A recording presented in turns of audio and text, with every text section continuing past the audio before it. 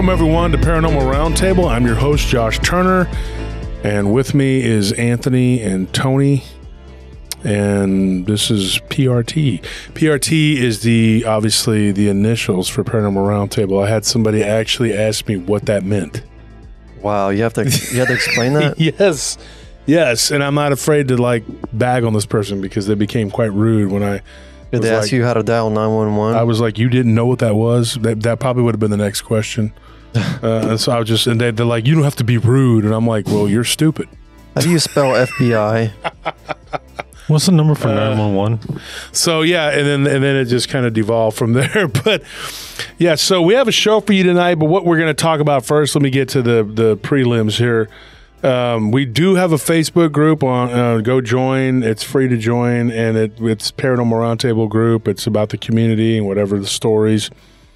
And then we have a paranormal prayer group, and we have a holistic healing group. It's what else we got? The PRT fan page, Wolf Turner, Pam, the meme pages, all kinds of stuff. Just go join the groups, man. We got all kinds of stuff going on, and then we have the Patreon. Now, the Patreon, but before we say Josh Turner, PRTpodcast.com, that's how you can send me your stories so we can tell them, which is what this person did. So, but we're going to get into that. But the Patreon, there's a $10, $20, $30, $40, $50 tier. You probably already heard this if you listen to the podcast regularly. It's a great way to support the show. The $30, the 10, 20, and 30 are all the same, except the 30 actually gives you an extra book. So you get 2 autographed books, and then the $40 tier, you get one of my books, and then the $50 tier, you get both of my books, and of course, you get a book from another author, and you get like a T-shirt, some other stuff. So it's a good way to support the show. And after 2 months, you can become eligible to get a swag bag, right? Yeah. Mm-hmm. So and then the other thing I got to tell you is we have, if you're not listening to us on the on YouTube, which a lot of you don't, because I see there's a lot of people from the other platforms that listen to us, and they tend to not listen to the live stream. Live stream is Friday and Sunday, right? Yeah. 9 o'clock on Friday, 7 o'clock on Sunday. Friday, we always have a guest. Sunday, we don't. We just retell people's stories, which is what we're doing here tonight on Tuesday. And then we have the podcast episode on Thursday. So Tuesday and Thursday is on YouTube and then 15 platforms. Thursday's episode is always a guest, and it's an hour-long podcast episode, right? So pretty simple, pretty basic. What we're going to talk about tonight, we're going to do a potluck, but I'm going to start off with a Dogman story. And this one was pretty messed up, man. This guy... He claims that let me just set the stage here. This happened south of Falfurrias, which is in South Texas. And if you've ever been out there, there's nothing out there. And this guy, he'll go by, I'll call him Jose. It's not his real name. But Jose was hunting, and I guess he was 17 years old and 2 days shy of his 18th birthday. And he went out to the deer lease, it was years ago when this happened, and he was with his friend. It was him and his friend named Kevin, and they went out hunting, and they had heard stories of a hairy, upright, walking creature. He thought it was more of like a Bigfoot creature, but knowing now, he knows it wasn't. It was a Dogman.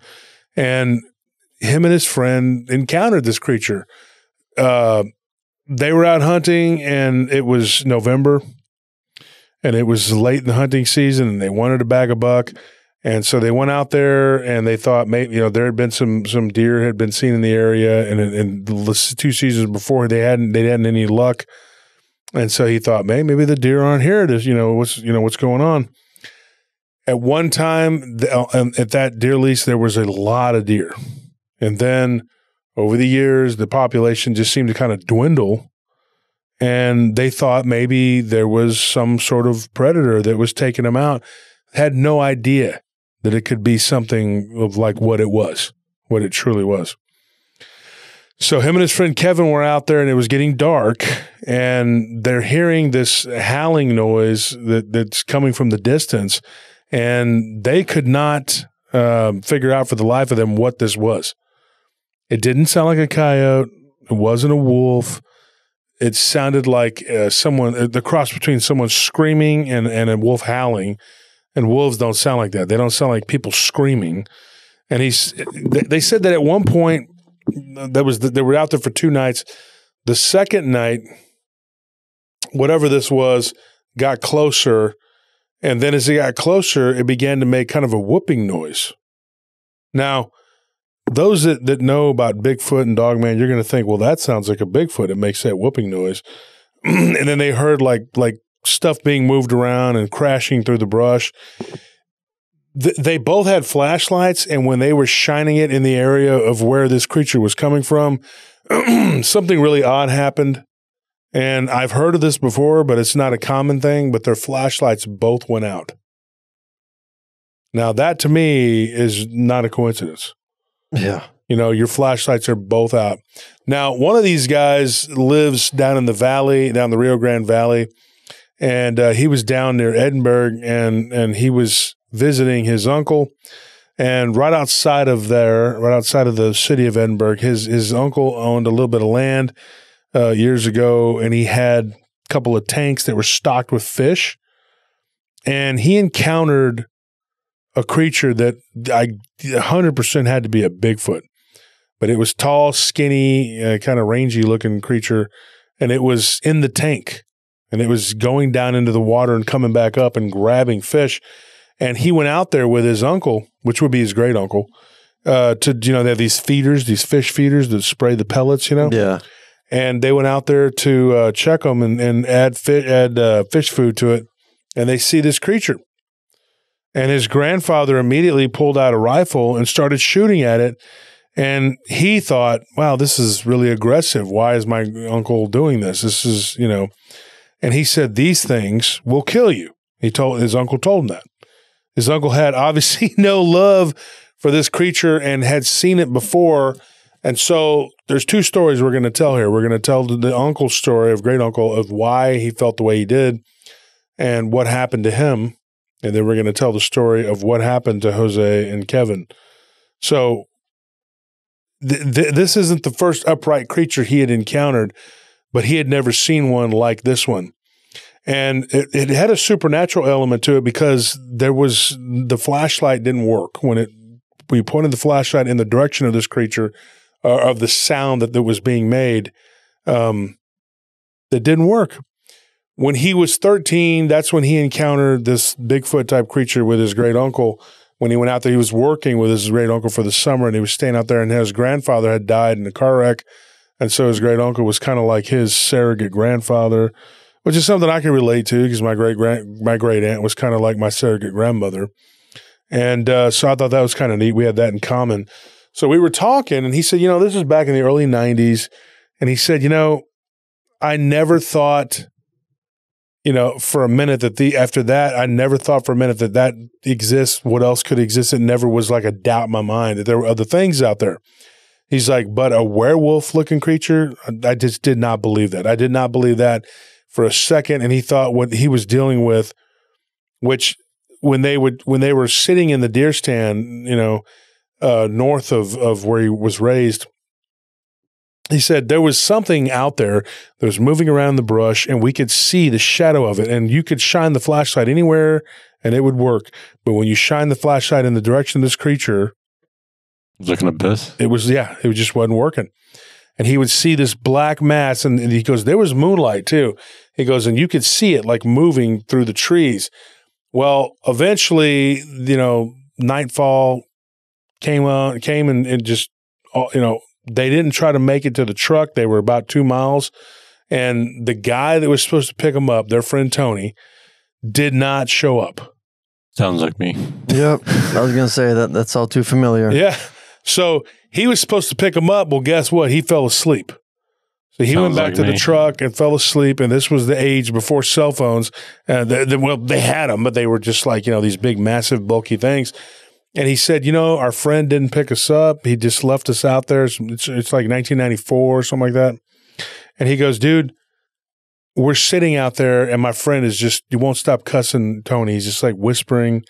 And we knew this creature was out there. He goes, and then about 4 o'clock, He's like, I got really tired. We hadn't heard or seen anything in a couple of hours. We were supposed to be taking turns, keeping watch. And my friend, he was supposed to be watching. My friend falls asleep. He goes, we both wake up, and it's about 4:30 in the morning, and we hear something bumping against the deer stand, which was literally just some plywood thrown together with a metal roof. And he said that this thing, eventually, the movement or whatever that was to his left at that point, where the door entrance was, he's like, I'm sitting there and I'm listening to this thing move around, and I know that it's touching the wall. He's like, so I leveled my gun in that direction, and immediately the sound moved to the right. Like, this was like an 8-foot 8-foot by 4-foot building. And he was like, dude, there's no way that thing could have just moved 8 foot like instantaneously. So then my thought was, there must be more than one of these things.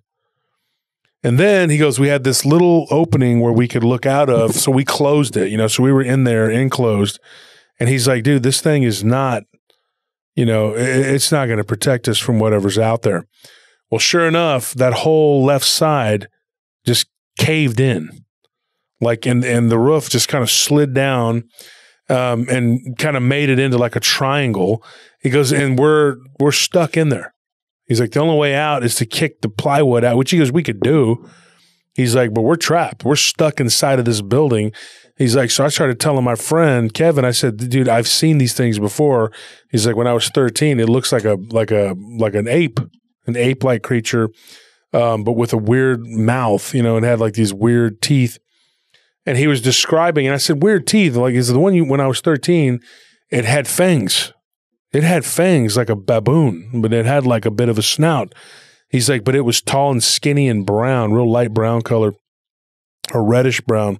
And it had no hair on its face, but it just had like a protruding like jawline.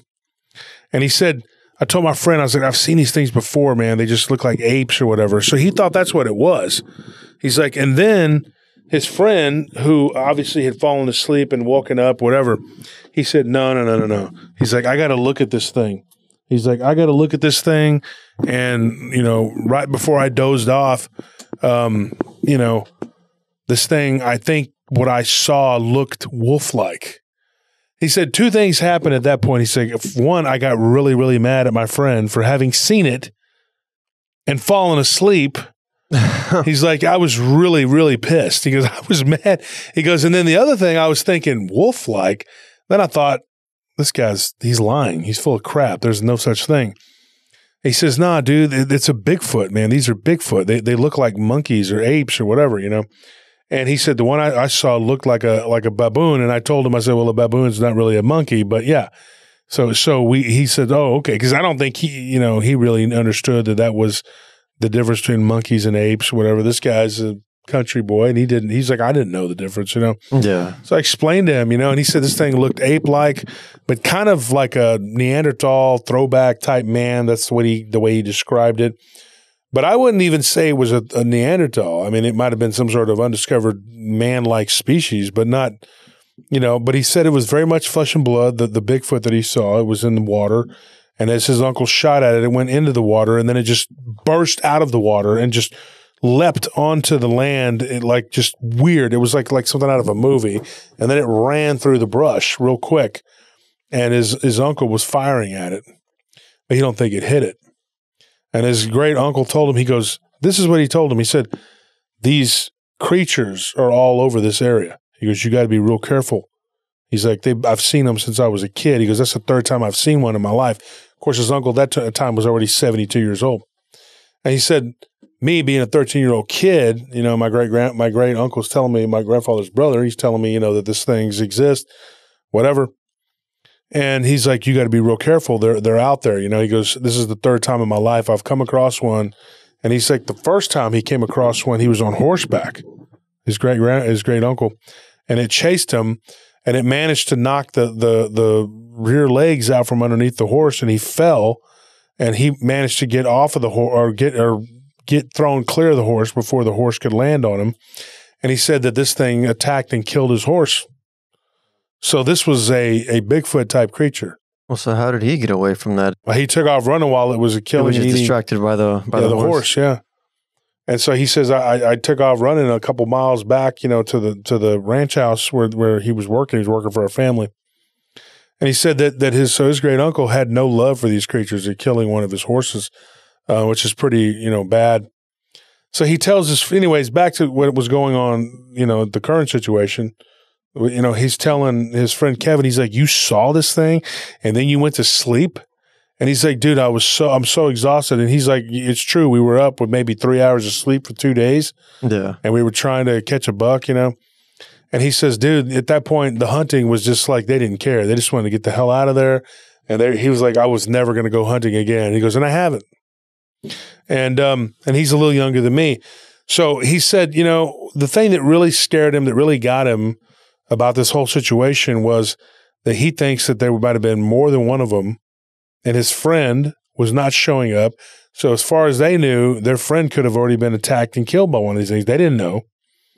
And then they kind of started to argue, whispering to one another. He goes, I'm telling you, these things look like apes. He goes, no. The thing I saw had a wolf head on it, and it was black. And he's like, well, that makes sense because, what we saw by the light of the moon was dark. It was black. And he's like, you remember how we shined our light at it? He goes, it was moving really quickly. He goes, I got a glimpse of it before the light went out. And he goes, and it was definitely black. And at that point, he was like, okay, yeah, maybe it is wolf-like, whatever. He goes, but what do we do about it?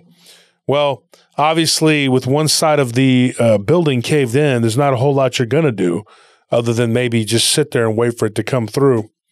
So they sat there and they sat there and they sat there, and finally daylight came. And then they could hear, birds and stuff starting to make noise. And so they felt confident enough that there was nothing out there at that point. And so they began to kick their way out of through the plywood on the far side that was still not collapsed. And then at that point, their friend pulls up in his Dodge because we were both very, very angry at our friend. And he goes, we got out of the deer stand. He's like, and we're getting in the truck, and he goes, we're both cussing our friend. We're like, Tony, you're a piece of crap. You just left us. You didn't come get us. What were you doing? We're out here being attacked by some kind of creature. And their friend said, yeah, I was awakened by something rocking my truck. He's like, and I looked around. I didn't see anything. He goes, so then I got out of the truck, and I went to walk around and around. He goes, and whatever it was, when I was on one side of the truck, it would be on the other side. He goes, so eventually I look underneath the truck and I see these weird looking dog-like legs. And he goes, and it was on the driver's side. He goes, so I jumped into the passenger side and locked the doors and then slid over to the driver's side. He goes, when I did, this werewolf-looking creature popped up into the window. This was broad daylight. He said, this was broad daylight, man. He said, dude, and that popped up into the window, this blackish, grayish looking creature. He goes, dude, and it literally tried to take this weird looking arm, this forearmed it and hit my windshield. He's like, and the windshield's cracked, it's messed up. And they saw the windshield messed up, and then he gunned it. He said, I got out of there and I headed towards you guys. And I thought, oh no, I fell asleep. He goes, I see this thing. It doesn't pursue me. It doesn't do anything. It's just standing there, on this ridge. And then he takes off and he goes to get them. So that's pretty much the story. I can't really say that Jose saw the creature because he really didn't, but 100% positive that it was a Dogman because his friend Kevin saw it. And then his other friend Tony saw it. And they both said that it was a wolf-like creature, about 7.5, 8 foot tall, but it was kind of skinny, but it had a giant head. I should say the lower body was skinny and the upper body was big, but it just looked out of proportion and weird looking, And he actually made a joke saying it looked like it skipped leg day. He's an avid weightlifter like me, so we hit it off and we talked about that. And I told him, I said, "What do you think? Having had a Bigfoot encounter and a Dogman encounter, I was like, which one do you think was more terrifying?" And he said, "Well, obviously to me, the Dogman encounter because I was trapped inside that little building, that deer stand." He's like, "Whereas I didn't feel as threatened by the Bigfoot." He goes, "But both of them to me from the description my friends gave and from what I saw, he goes, both of them were pretty terrifying. My great uncle seemed to really have a hatred for Bigfoot because of what it did to his horse, when he was young. But so that's that story, and that's pretty creepy. I mean, not far from one another either, that same territory, you got like a Bigfoot. Now, we got a story when Anthony and I were at the paranormal, what do you call it? The paranormal, not a conference. What was that? Over at the Black Swan Inn? The Black Swan San Antonio? Inn, yeah. I wouldn't call it a conference. It was called a festival. It was called a festival. Yeah. But there was a lot of people there. And there was a lady that gave me and Ken Gerhard a story, and I don't know what happened to it. She gave us the story, and it was in that general area in the Rio Grande Valley, and she claimed that she saw a Bigfoot, but it was green. So I thought that was really weird. It was like a green creature, and she actually put it on an audio file, and I don't know what I did with it, man. And that's a shame. But, moving on from that, I mean, unless you guys have anything to add to that, we're going to go to the next story. But what do you guys think? I mean, I think it's pretty sad that the guy had to watch his horse being killed, that was the only way he could get away because, I mean, I've never owned a horse, but I would imagine that the connection you develop with that animal is something akin to a connection that you develop with your dog because you're going to be doing so much work with that horse. If you're a rancher or a farmer, there's a lot that you're going to depend on that horse for. You almost can't make a living without him. I have a lot of sympathy for that guy for what he went through, and I don't blame him for just absolutely hating these Bigfoot, Dogmen, these creatures, whatever. Well, yeah, I mean, there's definitely I've heard it's a deep connection with horses, especially because I don't know for whatever reason, but like a rider and their horse gets really, really, really connected. Yeah. So that definitely sucks to hear that. And I don't know about y'all, but this Tony guy seems like quite the individual. No, but while you were telling that story, I kept thinking like, what if he couldn't come? What if he couldn't come because something was happening? And I was just thinking the whole time, like, what happened to Tony? Like, what's the reason why he couldn't make it? So it's crazy to think that he also got ambushed. He's fortunate because he got out and just all half asleep and wandered around and looks underneath the truck and sees these weird looking legs. I mean, they both were knocked out too. Like all three of them were knocked out and woke up in the wrong time, or I guess just in time. I guess. And what's crazy though, where the Tony was, I forgot about this part. There was where he was. There was a deer stand, and they had split up into different combinations of three people. And he was with Tony the day before, and they had something they thought was throwing rocks at the deer stand. Yeah. You can imagine like a dog man throwing rocks, and it's just, I don't know. It's a weird story, but that's just like I can imagine thinking like, imagine you go out into the woods and like first day you're like, oh, this is kind of weird. Second day you're like, yeah, I don't like the vibe out here. And then third day you finally see a dog man, and it all clicks that this thing's been stalking you for 3 days. Like that's pretty terrifying.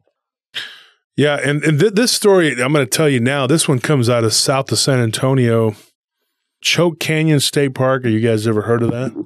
I haven't. Yeah, it's south of San Antonio, and there is a reservoir there.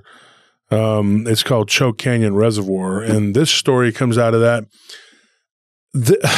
This one, I don't know what it was, because these people had gone out there. They decided they wanted to go through there and visit. It was just a day trip, and it was a family. It was a dad and his wife, and the guy that told me the story. He was a dad, and it was his wife and his son. His son was 16 years old, and they went out there, and they thought it was a really nice drive. So I think they were heading down. Let me see, the highway was 72. It was like a road.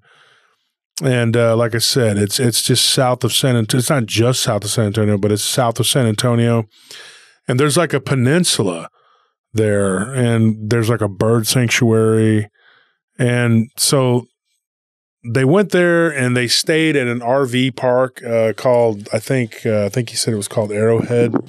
And so what ended up happening, the first night they were out there and they were fishing and just hanging out, and there was nothing going on. Everything was fine.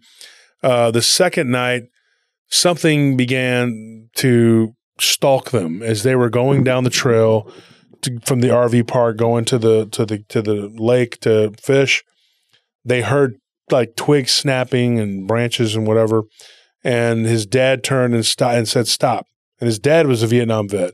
And his dad was very astute. He was a tracker. He knew like stuff, you know. And so his dad was also half Native American. And he told him, he's like, dude, something's following us. There's something here. And he goes, we need to stop. And whatever it was, they saw like a quick glimpse of it, like run behind a tree. Now, one of the things that this guy who told me this story, his name was Edward. Edward told me, he goes, dude, we lived at that time in a haunted house. We lived in a house that was haunted, and I would see these shadow people. He goes, and this thing moved like one of those. And so my first instinct really was that something had followed us from our house, and they lived in San Antonio, in South San Antonio. So he thought maybe this was like some sort of spirit or something. But he just, you know, his dad was just like, oh, maybe it's just our imagination. He's like, I don't hear anything now. Let's go. Let's keep walking. And he felt like his dad was lying. Like his dad was just trying to put his mind at ease. And his dad was like determined to try to have fun, have a good time, and not, you know, not scare him or whatever. So they ended up walking down this trail, and then they ended up going up to the lake. And then while they were there fishing, it was starting to get dark. And then they encountered another couple people who were walking, and it was another guy with his son, and they were coming around one side of the lake, and they were all four standing there, and then they hear this weird sound that sounded like a roar coming from the other side of the lake. And he said, dude, if you took like a lion and a gorilla and like mixed it together, that's how it sounded. So he didn't know what it was. And they all just kind of looked at each other, and the other guy with his son, they were like, well, time to go. And he's like, we've been hearing that like for the last couple of days. I don't know what that is. And so he was walking back to the RV with his dad, and he said, Dad, do you think that there could be a lion out there? You know, and he goes, I was 16 years old. I didn't really know, you know. And my dad was like, no, there's no lions running around loose around, you know, that's not what that is. It could be a mountain lion. He said years later he heard a mountain lion out in Big Bend National Park. He goes, it didn't sound anything like that. No, you're not going to forget it. No, it's very unique. Yeah, you're not going to forget it. And so he was telling me about it, and I was like, yeah, I know exactly what that is. And so he said that his dad was just acting kind of weird. He'd never seen his dad afraid before. So he said that night they went back to the RV, and I guess they were grilling, making something to eat, whatever. And something walked right up out of the clearing, into the clearing, right out of the woods, right up to their RV. And his mother opened the door and was screaming and said, "There's something on the other side of the RV." And him and his dad ran around the other side, and they see this thing move around the other side of the RV.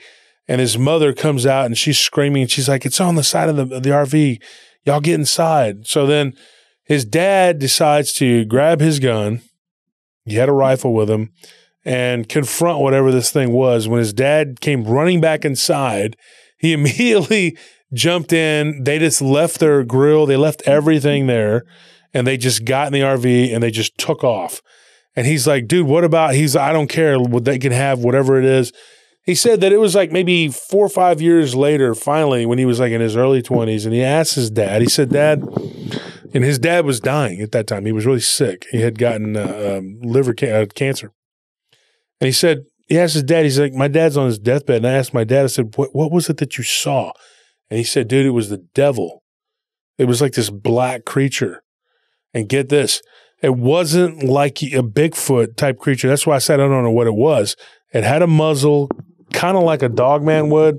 It had straight legs, but it was hunched over, and it had little tiny horns on its head.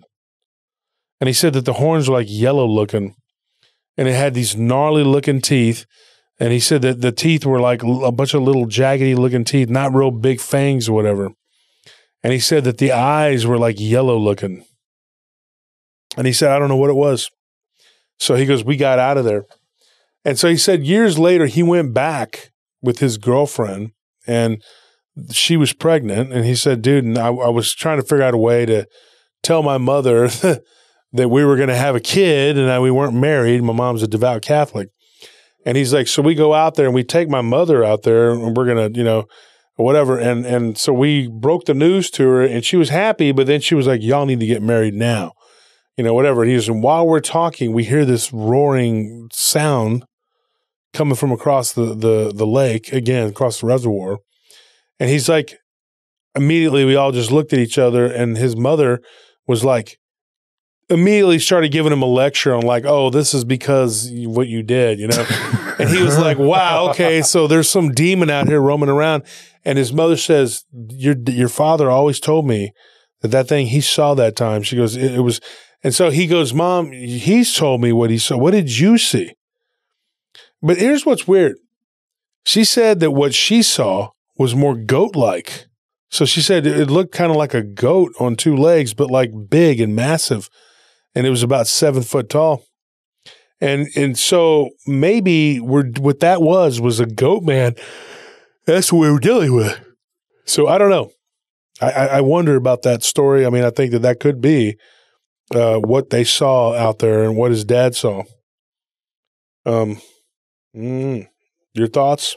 I'm just glad someone responded properly to that. The guy didn't play around. He didn't stick around to try and get a picture of it. He didn't go investigate for footprints. Yeah. He didn't do anything. He just said, I don't care what we're leaving behind. We're leaving now. Yeah, yep. That's it. That's exactly what I would have done.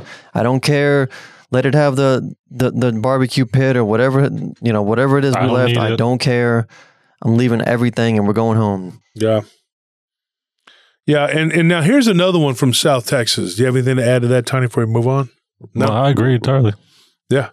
So here's another one from South Texas, and I got this one from Edward's cousin, who said, he goes, you got to interview my cousin Riley. He's got a story, and he was out messing around, and this was right south of Mathis. Okay? Now, there again, there's a lake there, and it's called Lake Corpus Christi.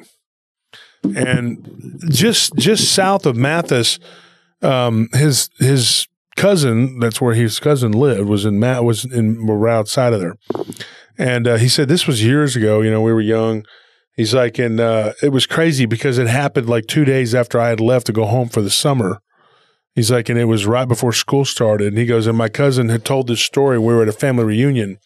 And he said that him and his girlfriend were driving around with a couple of their friends, and they almost hit this creature that was in the middle of a dirt road, and it was down eating something, and they thought it was a vulture. But when they got up to it, they realized that it had this like membranous wings and that it had this weird looking head. And when they got close to it and they honked their horn, it raised its wings up. They said the wingspan had to have been at least 12 to 14 feet. Holy crap. And then it had this humongous head, and it was just devouring what looked like a small deer. And then it just raised up, and it took off flying over their vehicle. And I said, what was it? He goes, I don't know. It was a reddish brown color. He's like, to me, he goes, I looked into all these different, because it looked like a dinosaur. Mm-hmm. And he said, I looked into all these different accounts of people seeing these things. He's like, and there was one other one that was kind of close to where we lived. And it was the same description. He said the closest I could come to was a pteranodon. And he's like, and this isn't a really long encounter, but I thought this was interesting. Yeah. And he said we were out there, and it was right there, and it flew right over the lake. He goes, and we watched it fly away. He's like, and then he goes, I was a senior in high school. He's like, and we were playing baseball. He goes, when we played Robstown, he's like, where one of his cousin's best friend that he had met at a party years ago, they were friends. He goes, and we were playing baseball. He goes, and after the game, we all went to the middle of the field, and we were talking. And then he goes, our coaches were talking everything. He's like, and then I start talking to this guy. I can't remember what he said the guy's name was, but anyway, he said, me and the guy started talking. He goes, dude, hey, I got to tell you something. He goes, I heard that you had an encounter with something that looked like a dinosaur. And so he says, because that was his cousin's best friend, whatever. He said, your cousin was telling me about it. His cousin's name was Gary. And he said, Gary told me that you, and so he goes, I'm going to tell you, man. He goes, a couple years ago, when I was out at Lake Corpus Christi and we were fishing, he's like, this thing came flying up out of the water, and it just like flew up over our heads and just was looking down, and then it like turned, circled around, swooped back down into the water, was under the water for a while, and then came back up. And he goes, it looked just like a pteranodon. And he did the same thing. Like he looked it up and figured out that that's what he thought it was. And so South Texas, I mean, we're kind of doing South Texas here, right? But he said, South Texas, there's all these reports of these creatures. And I told him, I said, yeah, I get a lot of weird reports of dinosaurs in South Texas. I can do just a show on dinosaurs in South Texas. But this is a potluck. So anyways, I don't know. I mean, do you guys think that these things could still exist? I mean, you get multiple stories of these flying dinosaur-looking creatures in South Texas. Yeah, I mean, I think it's possible because, like, people really don't have a proper concept of, like, the vastness of land in general, but especially in Texas and in the United States. You'll get people saying, "Oh, I've hunted in the woods my whole life, and I ain't never seen nothing." Well, the fact is, like, you haven't traversed millions upon millions of acres of land. Like, there are places within our very state that no human being has traversed for centuries. So I think it's possible for an animal that's supposed to be extinct to still exist somewhere. Yeah, definitely. I mean, you just hear too many stories all around about weird creatures that match the same things you're seeing in these museums, and you can't just look at that and be like, oh, they're just having dreams or they're just having nightmares. No, I mean, you can't look at these creatures and not like see the evidence of them roaming outside of where you might normally find them, or you find, stories of the Loch Ness Monster, and you're supposed to look at all that and you're supposed to believe that there's no possibility of anything ancient coming back. I mean, what about these stories of people running into saber-tooths? I mean, yeah, on one side it could be that they somehow survived, but you could also look at it like, what if it was some kind of time thing, that we've talked about before, where these creatures don't just like run around a little bit, where it's instead where you see them, then they just disappear right in front of you. Like, how do you explain that? Like that has to be something that has to do with either alternate dimensions or time, like time blips or whatever. But you can't just ignore all that, I guess, and kind of just assume that people are seeing something crazy. When it comes to sightings of like dinosaurs or extinct creatures, like, I think that's usually just like a remnant population of something that we thought was extinct. I mean, like, my whole thing is this: you could live a 100-year lifespan, right? And every single day of that 100 years, let's say that you came out of the womb just knowing how to walk, and you live for 100 years, and for every single day, you just walk and traverse land, just open land, plains, mountains, hills, forests, all of it. And you would not even scratch the surface of the vastness of the amount of land that's just here in Texas, much less the United States. Well, and the thing you're not, speaking about is that's land above seawater. Land below seawater is ridiculous. Like, there's so much of that we haven't explored, so you can't really... Talking about just in the ocean? In the ocean, yeah. I mean, it's a ridiculous... Kind of a weird way to put it, land below sea level. Yeah, I mean, what else would you... I mean, there is land below sea level. That's different than the ocean. New Orleans is below sea level. Well, I guess... all right, whatever, but you understand what I'm saying? Yeah. Instead of ruining my point. Just say the ocean. Well, I was also talking about lakes. I'm also talking about rivers. I mean, Loch Ness, it doesn't live in the ocean. It lives in water. Yeah, so... Just say water. Okay, but I was talking about all the unexplored land in the ocean. Just say water-breathing organisms. Speaking of aquatic cryptids, let's move on here. So this one comes out of a place called Laguna Atascosa National Wildlife Preserve. And this one comes from a girl named Abby and her boyfriend. And they were actually out on a boat. And I think she said that they weren't supposed to be or something. They weren't supposed to be there. I can't remember exactly how she worded it. But anyway, the story it's a pretty good one. But we've talked before about our friend Starscream having seen something in that area. And then I think Chief came on the show and talked about the Cadejo in that area near Port Aransas. And now this area here would have been just, I think, to the northwest of South Padre. So South Padre Island. So that's way down in South Texas, and it's on the coast.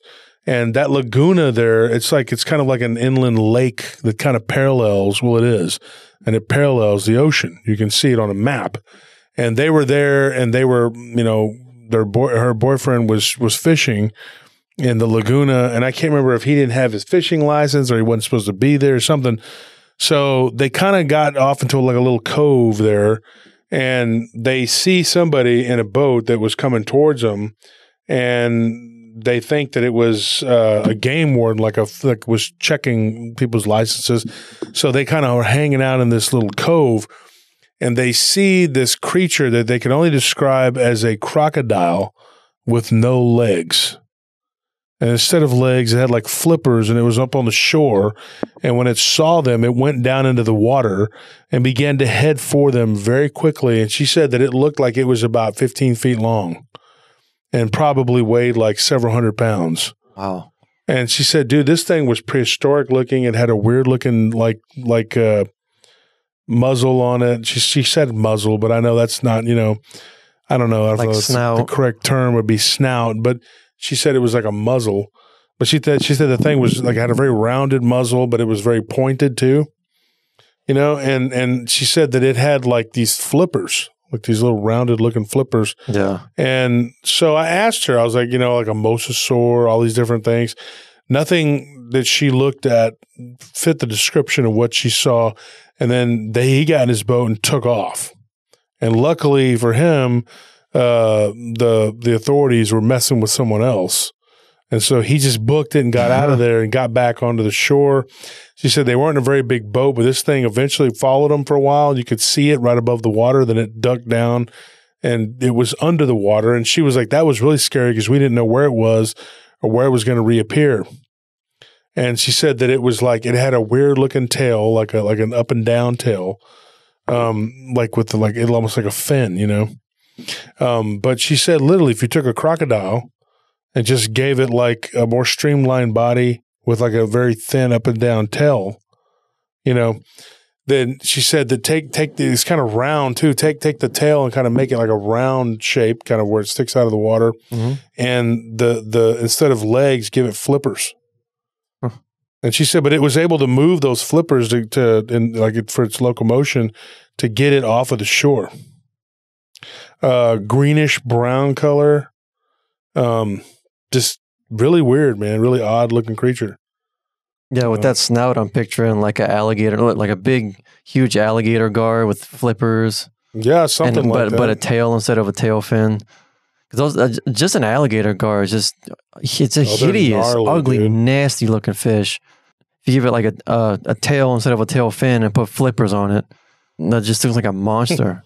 It's creepy, man. Like there's enough weird stuff on land, but the water can hold all kinds of stuff. The water's terrifying. Yeah. It is very terrifying. So I thought that was a really weird story. I don't know. You're not safe anywhere from these creatures. Yeah. So you got these flying creatures, you got aquatic creatures, you got freaking, hairy human-like creatures. And if you stay inside, the ghosts will get you, so you can't go anywhere. Can't do nothing. You go underground, and the reptilians will get you. Yeah, you can't hide from them. Or the kobolds. Yeah. Yeah, the little dogmen, the little ones. Yeah.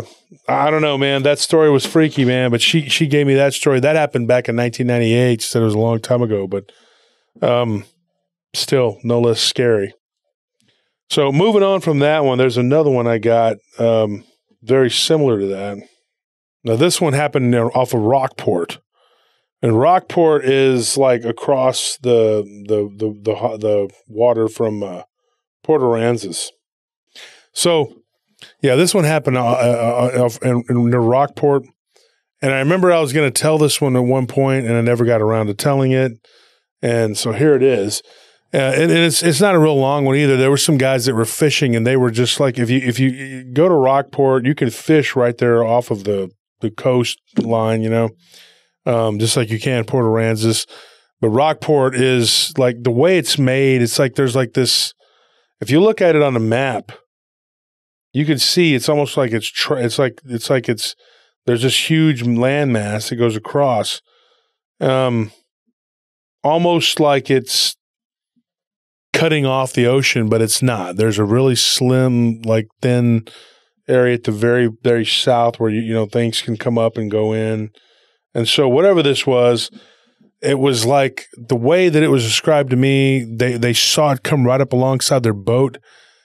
Very creepy looking thing. It was like almost like it had like a shark, but with like crocodilian legs. That's weird. Very weird. And that it was able to come up along the side of their boat, and they were like, that looks like a shark. But that when it got closer, it didn't have like the fins coming off the sides of it. It had these weird looking legs. But then in the back, there were no legs. So it was weird. It was very weird. And they saw it, and they observed it for like a couple of minutes. And then the guy was like, dude, I'm going to get my cell phone out. This wasn't a long time ago. It was like 2012. He's going to get my cell phone out and take a picture of it. And then it just like submerged and was gone.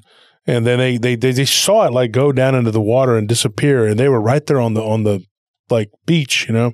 Yeah. And it came so close to them, and it crawled up onto like a rock, and then just like went back down to the water. They said it wasn't overly large. It was about 6 foot. And they said that the weirdest thing about it was that it had like human-like eyes. And when it looked at them, they thought they could see like a humanness to the eyes. And yeah, it was a freaky creature, man. They said it was like brown, like a bronze color, and it was just gone. But yeah, not a real long sighting, but yeah, it was pretty intense. Yeah. Pretty weird. Not very long, but it's a pretty ugly one. That one doesn't even like make sense, because I was like, the biology of that one kind of astounds me. Freakazoid creature. Yeah, it's like someone. Yeah, mad. like it had like weird looking, like kind of like alligator looking legs, you know, and like no back legs. Yeah, that's the part that doesn't make sense to me. Well, there are creatures that do kind of look like that. They swim around like tadpoles or something. Excuse me. They look like tadpoles or something, and they have like front legs. I can't remember what they're called, but yeah. Anyway, I don't know. That's weird. And then last here, I got a story. This one was really freaky. It was right outside of Alice, Texas. Kingsville, Texas, in between Bishop and Kingsville. And this is cool, because I just got this one recently. And remember, we were talking about the Minotaur, and then we had talked about one of these down in Mexico. And it was, I believe the episode was called The Devil Lives in Durango. So this is cool. And it's not a really long story, but it is pretty cool. I guess it might not be so cool if it happened to you, but I think it's a pretty cool story. And luckily it didn't attack or do anything crazy, but these guys were driving, and they were going down the highway, and it was on Highway 77 in between Bishop and Kingsville, closer to Kingsville. And this thing, as they were driving, heading south, was in the middle of the road. And as it got closer and closer and closer, they could see that it was a black creature, well, blackish brown. And as they got closer, they said, dude, this thing it had a bull head on it. Like it had horns, big long horns. And the way that they described it was like if you took a Texas Longhorn with its head like that, with big old horns, and just gave it humongous shoulders and like of a man, and then the lower body with like the back legs of a bull. And it was just standing up, and he said it was probably about 9 foot tall, and it was just standing in the middle of the highway, and it was raining, not pouring down, but it was drizzly, you know, and it was in the middle of winter, and they could see this thing clearly, like in their lights on. They had the high beams, and they said, dude, it looked just like a Minotaur, like you would think of like a Minotaur. And then it just turned and it took off to the east of the highway and was just out of sight. So it was only there for a few minutes, because they were getting closer and closer.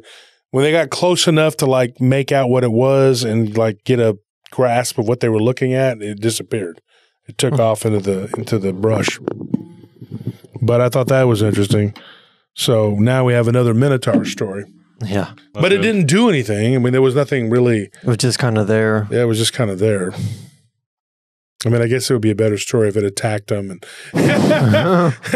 But for their sake, I guess. I don't know. With Minotaurs, it's like, I don't even know if that's something that people can get a story from. I feel like with a Minotaur attacks, and it just, you hear about it from the destruction it caused, not from someone surviving. Well, you got to get back in touch with them and tell them to go back down there and get attacked by it to get us a better story. Yeah, I did make a joke. I was like, dude, you didn't stop the vehicle, stop your truck, and just get out and run into the woods trying to find it, Yeah, we can deputize. Rush. Yeah, we can deputize them as our boots on the ground journalists. Yeah, take the risks. Yeah, we'll reap the rewards and the profits from you taking the risks. So that's pretty much it, folks. That's our South Texas potluck, I guess, cryptid potluck. Yeah. But yeah, very, very weird stories. These stories, now I'm going to do another one of these and follow up on some stuff, definitely with the flying creatures. There's a bunch of these. Another thing we didn't touch on, because I want to do an entire episode on it, are these raptor / baby T-Rex type creatures that you get different variations of down in South Texas. Oh, you got to catch those when they're small so you can kick them and stomp them. Well, small for a T-Rex, but is bigger than a man. I'm talking about baby raptors. You can't let them grow up to be big raptors. We're not talking about baby. You got to find them and just like these things are bigger than people. You got to soccer kick them or like punt them like a football. Keep going with that. Hopefully to see what happens. He goes to kick one and it latches onto him and eats the bottom of his leg off. And then for the rest of your life, you have a story to tell. Well, I saw something that looked like a baby raptor, so I thought I'd kick it, and it turned into like a rabid animal and tore the bottom of my leg off. I mean, like I would, so I try to pull a couple WWE moves on I would kick it if I had no other choice. I mean, I would shoot it first, but those things will close a distance, and at that point, I got a whole scenario laid out for this thing. I really don't want to shoot down towards my foot, so I'm just gonna have to kick it and like create some distance so that I can shoot it. You got to worry about stab it. The alignment of the stars and the moon at that time, though, because you don't want the gleam of the moonlight to hit you. You in can the say eye what you as want, you're but shooting. If a raptor attacks you, you're getting killed, and I'm not. If that ever happens, I'll be make sure to compare notes with you. I'm prepared for a raptor attack, for a little person attack, for anything smaller than me. You're just gonna attack little people. Anything smaller than you attack. Yeah. There's a lot of things smaller than you that are still way more vicious. Except for a chimpanzee. All right, I'm just gonna run away from a chimp. You can't get away from them. They're fast. You can't get away from a chimp. Well, I'm not going to be in the area where a chimp can close the distance between me. But you're going to be around raptors kicking them? You're going to go to Raptor Island again? Let's go to Raptor Island. Let's see what happens. Well, no, but you know where chimps are. You don't know where a raptor's going to be. Well, anyways, I don't know. South Texas is pretty creepy. Got a lot of weird stuff going on, man. I mean, I got so many stories out of there. We could do 2 more of these. But a lot of like dinosaur stuff, man. Yeah, I've been hearing that a lot done from the South Texas. A lot of like been seeing flying, swimming, flying ones, running, and whatever else. To me, I would think like what happened with that Dogman creature would be pretty terrifying. But I don't know, man. I'd be pretty scared of those creatures in the water too. Flying ones, I think, would scare me. Really? Because you can't really get away. You can't get away from any of them. Well, I mean, if you go inside, if you have cover, you can get away from a flying one. But like the ones on land, you can't get away. If you enter a building or something, if you can get into it, they can get into it. But if something's like flying, I don't know. Like that would still be scary, but it seemed like it'd be easier to escape if you're near shelter. I don't know. Water seems like the most easy to avoid for me. Just stay out of it. But then if you have that thing that was on the land, it could get up onto the land and go back into the water. Like alligators and crocodiles. They can do that. So, I mean, I've even heard that they can move really fast too. Like they can come out of the water and like run pretty quick. In a straight line though. On a video, like a crocodile was getting attacked by lions. And it ran fast into the water. They're crazy fast in a straight line. That's why they say like run zigzags or like running in wide circles. It's because they can't turn that well.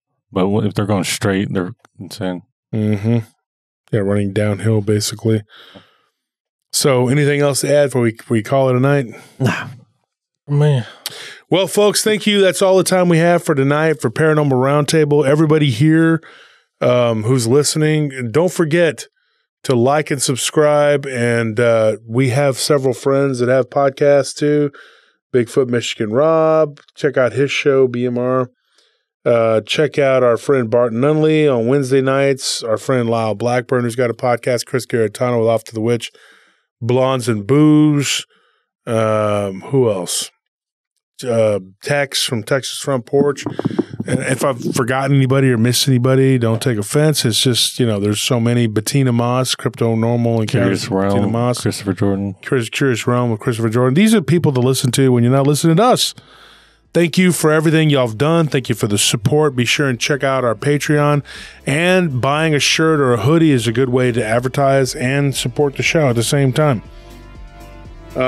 You're supporting the show and you're giving us some advertisement, So check it out. We appreciate you. And also you don't have to donate, but it's appreciated. I have to say that it is appreciated. Check us out on the live stream Fridays and Sundays. And thank you and good night.